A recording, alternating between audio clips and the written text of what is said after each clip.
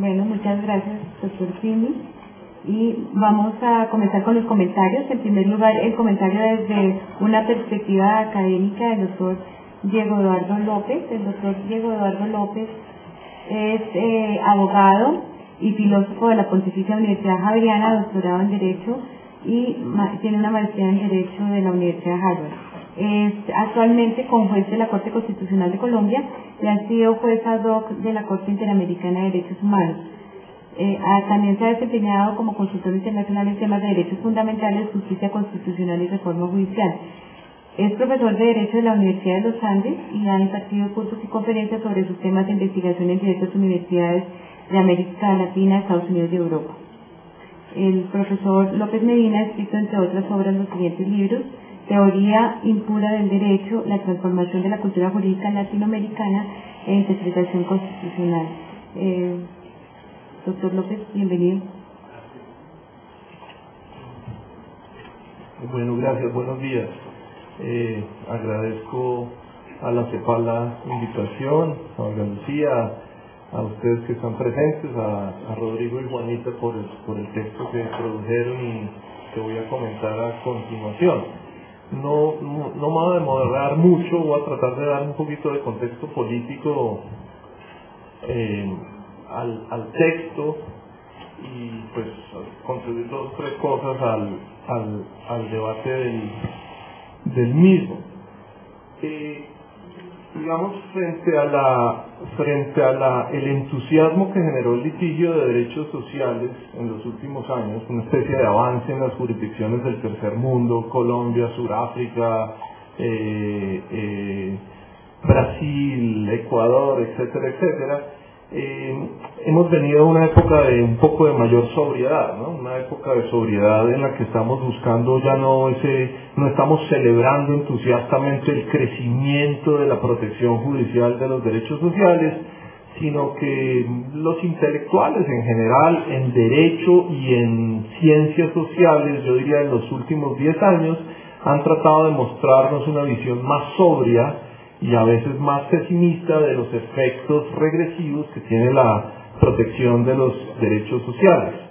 En gran parte esta tendencia se inició con un libro, con varios artículos y con un libro largo en Derecho Constitucional Comparado, hecho con metodologías empíricas de un profesor ahora de Harvard, Herschel, que empezó a hablar de la noción de juristocracia, la idea de unos jueces que no estaban tanto a través de la adjudicación de derechos sociales, no estaban distribuyendo derechos sociales de forma distributiva, sino que en realidad estaban coaligándose, haciendo alianzas con élites políticas o económicas de sus países.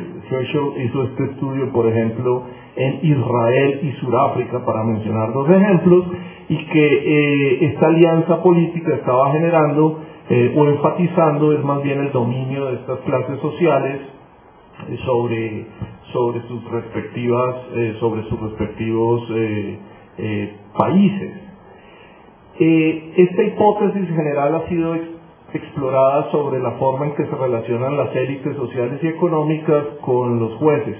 En Mongolia, Taiwán, mostrando cómo las transiciones a las democracias, digamos también estudiantes de Herschel, han tratado de mostrar cómo también en estos países los jueces han estado más bien aliados políticamente con los que dominaban el poder en situaciones anteriores a la transición de la democracia, por ejemplo con el Kuomintang en Taiwán, y cómo finalmente los jueces no han sido realmente gestores de cambio social, sino que implica una cierta alianza con estos sectores políticos dominantes.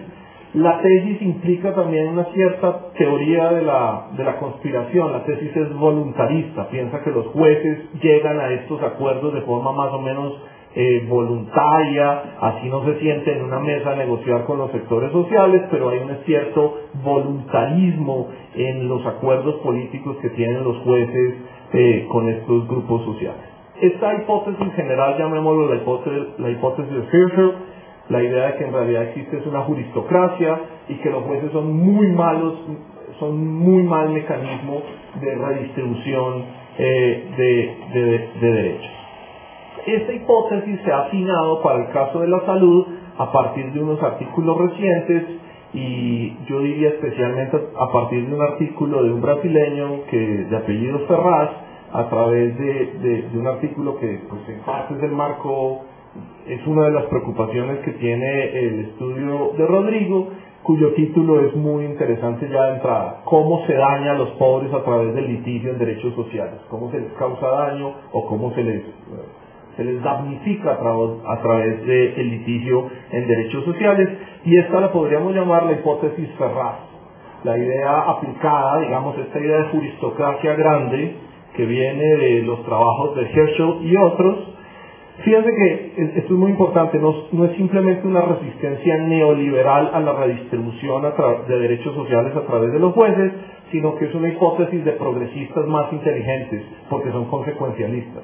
Son progresistas que quieren mayor redistribución, pero al mismo tiempo están dispuestos a ver cuáles son los efectos contraproducentes de algo que pensábamos que era redistributivo, pero que parece sorprendentemente que es regresivo, claramente según la hipótesis Ferraz en el caso Brasil, y por lo menos con efectos mixtos en la hipótesis Uprimi en el caso colombiano. Yo quisiera decir dos cosas. Todos parecen probar y parecen estar haciendo ciencia social. Yo simplemente voy a traer una pequeña precaución desde el punto de vista, llamémoslo, filosófico y epistemológico, y es que la confianza que se expresó al comienzo en la instalación del evento, en que hay técnica en este tema y que hay una tecnocracia que construye cosas, es parcial.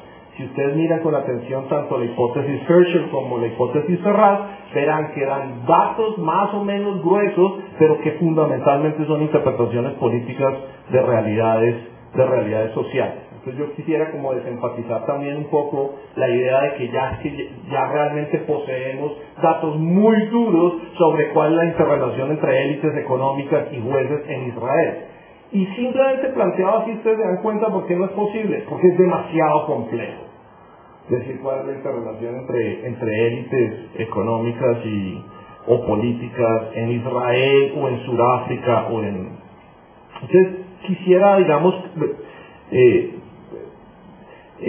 plantear una cierta precaución respecto del aspecto más puramente tecnocrático, basado en números, de las conclusiones que se están sacando en el análisis. El segundo punto que yo quisiera hacer y que está relacionado con esto es el siguiente, y es la tesis Ferraz en realidad no prueba nada nuevo. La tesis Ferraz no prueba nada nuevo por una sencilla razón. Aunque los abogados no estudiamos esto, los abogados tenemos una cierta confianza que los derechos son universales y que cualquier persona los puede reclamar. Sin embargo, más o menos yo diría desde estudios sociológicos desde los años 70, sabemos la siguiente cosa. Sabemos que la gente más rica, o hoy en día con más desarrollo humano, tiene menos litigio. Es decir, tienen menos causas de disputa. Perdón, corrijo lo que acabo de decir. Tienen menos causas de disputa. Hay correlaciones en un estudio que acabamos de hacer conjuntamente con Rodrigo de necesidades jurídicas insatisfechas, que ustedes a mayor educación tienen menos disputas, se meten en menos problemas, en menos embrollos, a mayor ingreso menos disputas, pero sin embargo litigan más. En todos los campos. Esto es una conclusión general de la sociología del derecho, no solamente en salud. Y esto ocurre por un fenómeno que varios sociólogos del derecho, Festinger, Sarat y otros, llaman el proceso anterior al litigio. Y es que esto es también, digamos, un estudio basado en el litigio, pero no se estudian los antecedentes o las condiciones precedentes del litigio, lo que estos sociólogos llaman la transformación de la disputa, que va de un proceso en el cual las personas le dan nombre a un daño que han percibido. Esto no es natural. Los estudios muestran que la gente con mayor empoderamiento social o con más desarrollo humano, fíjense que es casi tautológico. Rodrigo dice, a mayor desarrollo humano, mayor litigio. Pues si desarrollo humano, entendido como Martha Nussbaum, es la capacidad de hacer, es casi tautológica la definición. A mayor desarrollo humano, mayor litigio, porque la gente se va a quejar más de los problemas en salud. Vuelvo a hacer mi argumento, Rodrigo. Si es regresivo que gente con mayores índices de desarrollo humano litiguen más, simplemente vuelvo a la definición de qué es desarrollo humano: capacidad de hacer. Luego, no es sorprendente que la gente que tiene más capacidad de hacer y defender sus derechos, a su vez litigue más. Y si eso es cierto lo que estoy diciendo, desmonta un poquito el argumento de que gente que haga más o que sepa más o se sepa defender más en un sistema con importantes vacíos, defectos, etcétera, etcétera, eso sea una distribución regresiva. Sería regresiva además si no fuera por el último dato. En el 2003 muy poquitos del subsidiado demandaban, pero ha venido creciendo, lo cual quiere decir que hay un importante espacio de crecimiento para las personas que están en el subsidiado, mientras que los del contributivo, y ese es cierto que es un proxy de desarrollo humano o de nivel de ingreso, los del contributivo se han mantenido más o menos igual. Pasaron de 186.000 a 196.000 en 10 años, mientras que los otros han venido creciendo de forma significativa, lo cual muestra que hay es más bien mucho espacio para este proceso de empoderamiento social dentro del sistema de salud. Vuelvo a los hallazgos de Festinger, Abel y Sara. Antes del litigio la gente tiene que hacer 3 procesos que ellos describían en inglés con 3 sustantivos que son interesantes: naming, blaming y claiming. La idea de naming es decir, la idea que la gente reconoce que le hace falta algo, que realmente le han causado un daño, y este no es un proceso natural. Los daños no son naturales, los daños siempre son construcciones sociales. A una mujer que se le pega en el ojo, ese no es un daño natural, tiene que existir toda una especie de contexto social que le permita hacer la construcción de que eso se llama violencia intrafamiliar y haga el proceso de adjudicación o de reconocimiento del daño. Yo creo que en salud puse el ejemplo de violencia intrafamiliar. En salud existe una cosa relativamente parecida.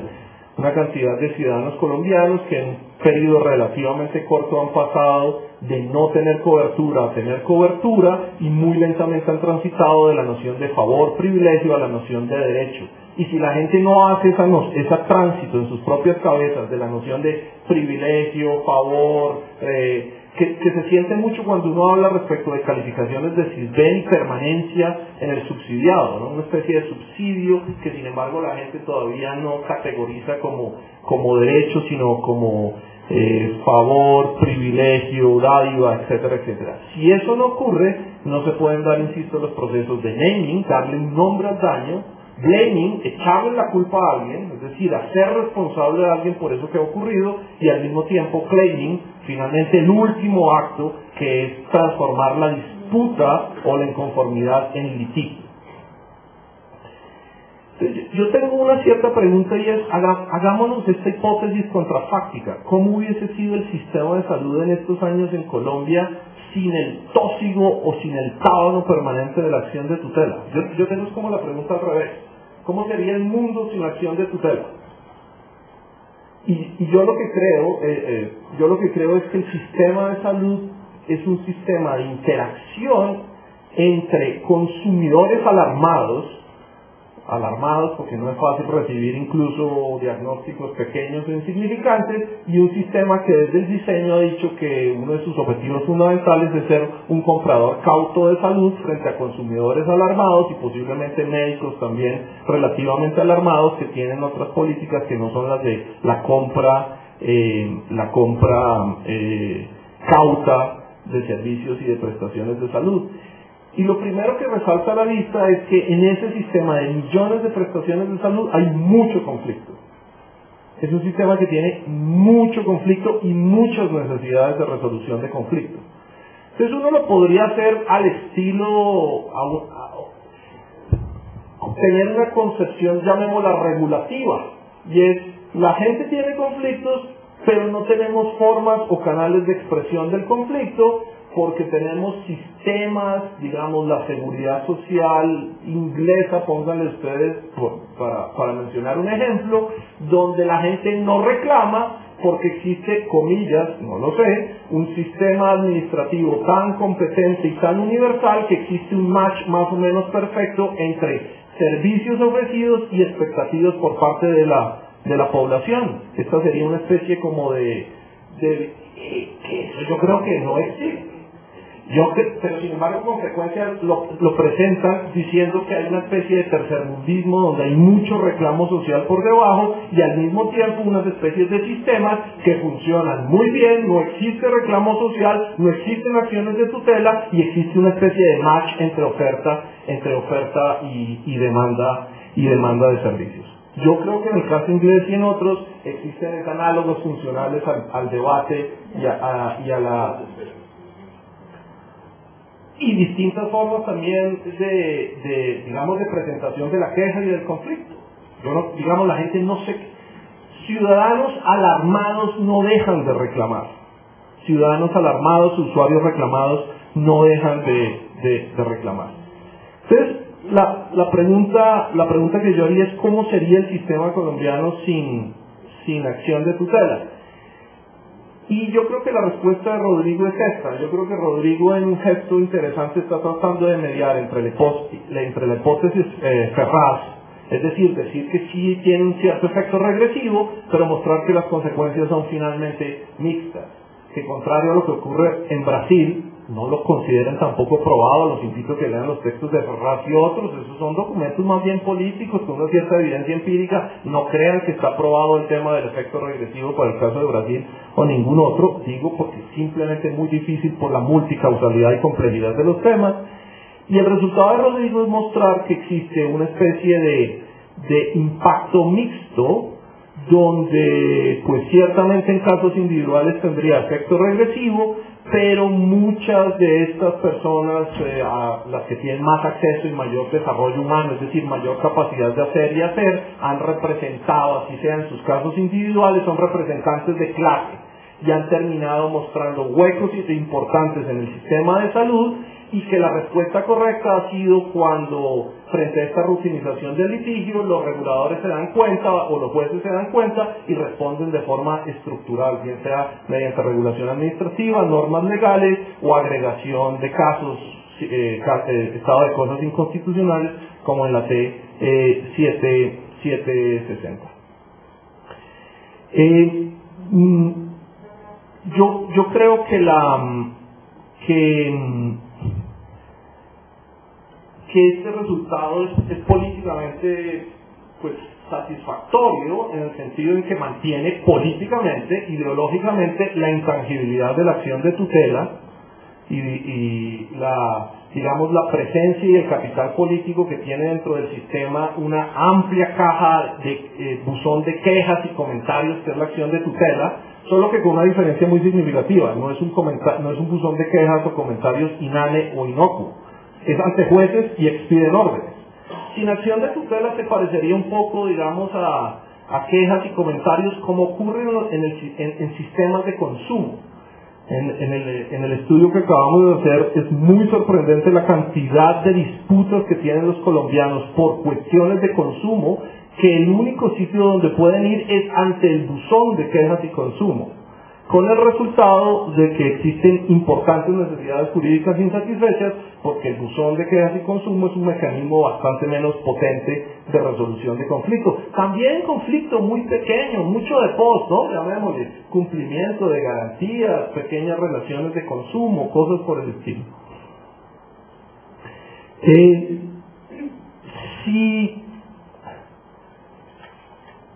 Entonces en Colombia tenemos este mecanismo en salud.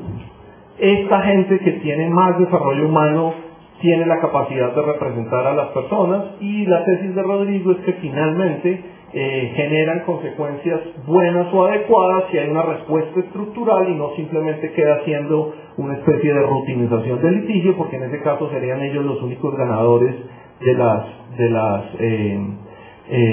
las sentencias de tutela debido a su mayor capacidad de representación de intereses y de derechos. Si no tuviéramos además este concepto de derechos sociales, yo también me temo que en el derecho a la salud terminaríamos con las cartas de derechos hospitalarios o con las cartas de derechos de pacientes. Voy a mencionar no solamente las que usted ve en los hospitales, sino las que por ejemplo fueron legisladas de forma sistemática en Chile. Un increíble énfasis es en los aspectos de consentimiento, libertad personal del paciente, cartas increíblemente liberales, pero si ustedes las examinan de forma sistemática, tendríamos al mismo tiempo muy poca capacidad de controlar los aspectos que tienen que ver más bien es con el servicio y las prestaciones de salud, que son capitales. Los invito a que revisen, por ejemplo, las cartas de derechos chilenos y van a ver de tal vez 12 derechos. Yo diría que solo uno tiene que ver con la sustancia o contenido de las prestaciones médicas. Los otros 11 son protecciones de los derechos liberales, que no quiero decir que no sean importantes, pero que al mismo tiempo debilitan mucho la interacción entre pacientes y el sistema. Y lo que ha pasado en Colombia es que se ha tomado muy en serio la idea de derechos sociales, que esa idea de derechos sociales ha llevado a una discusión muy fuerte en sede de tutela sobre los contenidos del POS y sobre las prestaciones que presenta el sistema, y esto genera un sistema mucho más entramado, ciertamente mucho más entramado, pero mucho más participativo. Y con esto quiero cerrar la intervención, y es esta: la hipótesis Ferraz y la hipótesis Hirschfeld finalmente son tesis liberales en el siguiente sentido. Dicen, cuando hay intervención judicial hay menos democracia, porque la democracia debería consistir en la obediencia de normas dictadas por el Congreso en estos sistemas. Y yo creo que esa es la tesis más debatible de todas estas tesis, tanto la Hirschfeld como la Ferraz. Y es que este sistema puede ser por vía judicial, pero genera esa cosa que en momentos de mayor tranquilidad con los reguladores es el diálogo social muy rico, muy fuerte, muy trabado. No esperen que el diálogo social no sea muy trabado y muy incómodo a veces. Y que la acción de tutela en ese sentido ha generado esos espacios de diálogo social entre demanda y oferta que con frecuencia se exigen cuando uno está pensando en diseñar o en reformar el POS, pero que en el momento final los reguladores quisieran más bien una cosa ordenada por ley, por el legislador, sin mucha participación activa de los usuarios del sistema, que es finalmente lo que está ocurriendo a través de la acción de tutela.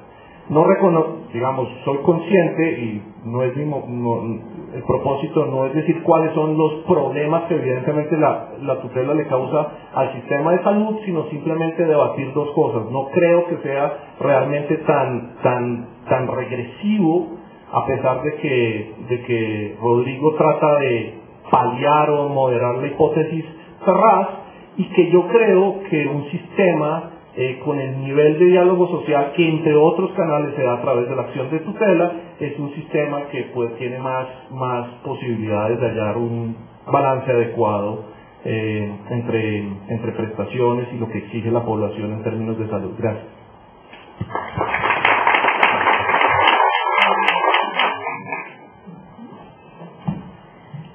Muchas gracias.